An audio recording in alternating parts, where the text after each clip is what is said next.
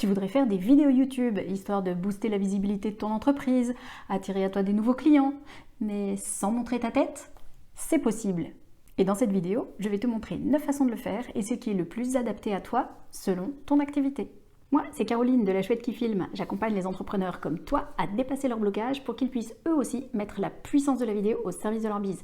D'ailleurs, je t'ai préparé une mini formation pour booster ton bise grâce à la vidéo. Pense à la récupérer, le lien est dans la description. Et si tu aimes ce genre de vidéo, like, partage et abonne-toi à la chaîne, comme ça tu es sûr de ne rien rater. Alors soyons clairs pour commencer, tu as le droit évidemment de faire des vidéos sans montrer ton visage. Il faut juste que tu sois conscient que ces vidéos-ci vont moins attirer les spectateurs que celles où tu montres ta tête. Parce que l'être humain est ainsi fait qu'il préfère être en relation avec une vraie personne plutôt qu'avec un diagramme, des chiffres, des lettres, du texte. Mais bon, tu as peut-être déjà essayé le face caméra et franchement, ça ne te convient pas.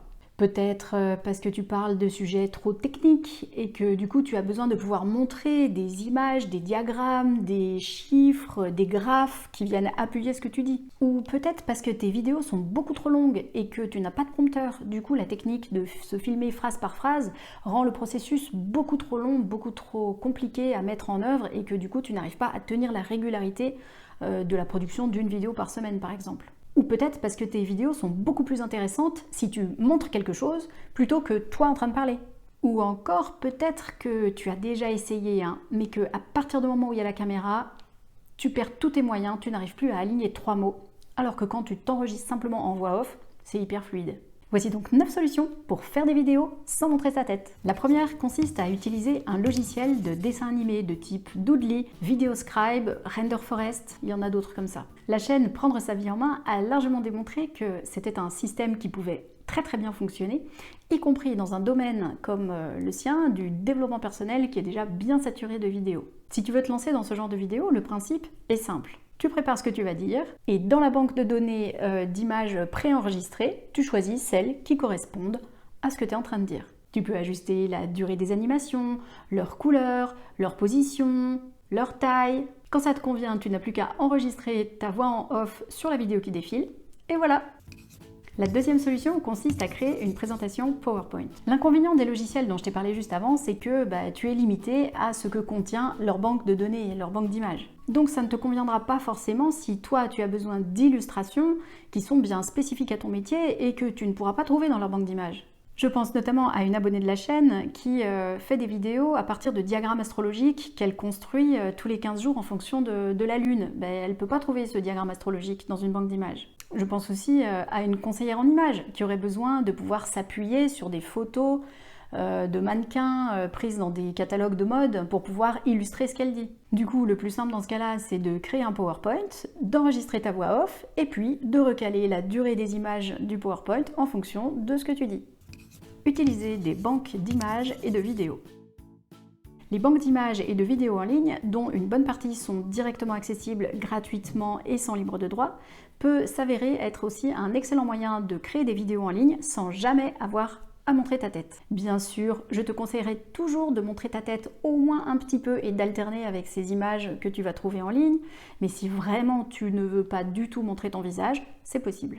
Ça collera d'autant mieux si toi, ce que tu cherches à faire, ce sont des vidéos plutôt inspirantes et surtout si ce sont dans des domaines dans lesquels on trouve facilement des vidéos et des images dans les banques d'images du type des vidéos sportives, des vidéos de développement personnel, etc.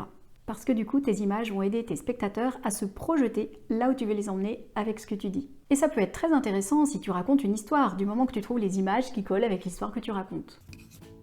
Transformer un podcast en vidéo ou faire du vidéo podcasting.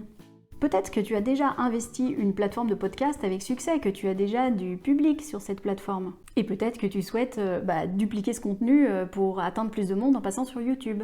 Sauf que bien évidemment, au moment où tu as enregistré des podcasts, tu n'avais pas la caméra branchée, donc tu n'as pas de vidéo associée au moment où tu as enregistré ton podcast. C'est tout à fait possible en fait de mettre juste du son directement sur YouTube, parce qu'il y a de plus en plus d'usagers de YouTube qui en fait ne regardent pas les vidéos, ils font seulement que les écouter, parce que ils sont en train de conduire en voiture, qu'ils sont en train de faire autre chose, se balader, faire la cuisine, leur passage, etc.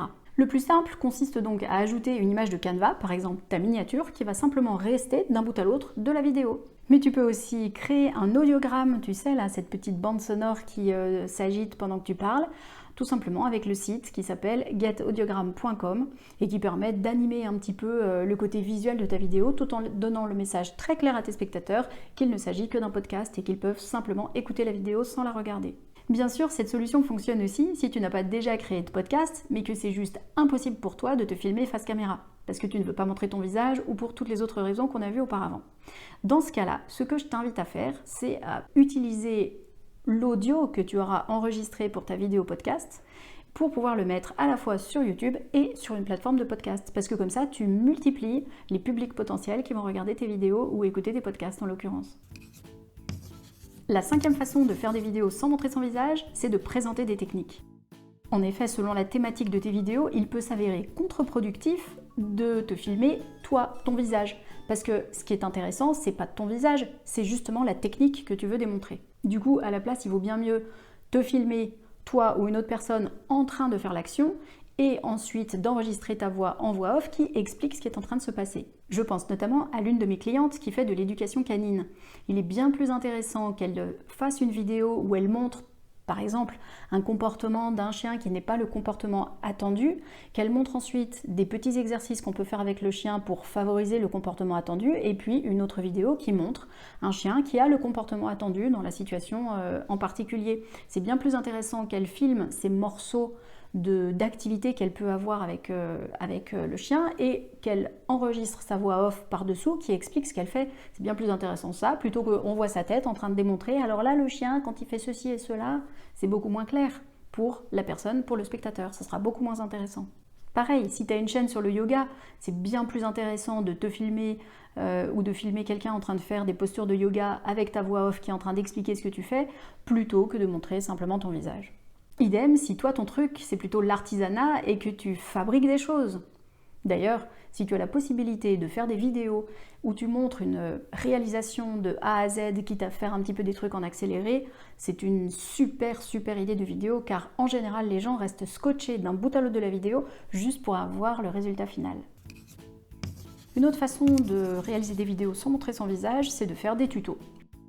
Si ton activité est liée d'une façon ou d'une autre à l'usage de logiciels, alors tu vas pouvoir filmer ton écran en démontrant des petites astuces, des petits hacks pour mieux utiliser ce logiciel. C'est d'ailleurs ce que j'ai fait plusieurs fois sur cette chaîne. L'objectif avec ces vidéos, c'est que tu vas démontrer subtilement à tes spectateurs que faire appel à tes services ne serait peut-être pas du luxe. Faire des vidéos d'avis, d'analyse. De nombreux youtubeurs font des cartons avec ce genre de vidéos. À l'écran, ils montrent des images de produits, de films, de jeux vidéo. Et en voix off, ils font des analyses, ils donnent leur avis. Ce genre de vidéo peut s'avérer très intéressant pour affirmer son expertise sur un sujet donné. Parce que soyons clairs, si tu es capable d'analyser finement un produit, un logiciel, un jeu vidéo, un exercice, voire un concurrent dans ta thématique, alors ça signifie que ton niveau d'expertise est suffisant pour cela. Dans un autre genre, tu peux faire des interviews.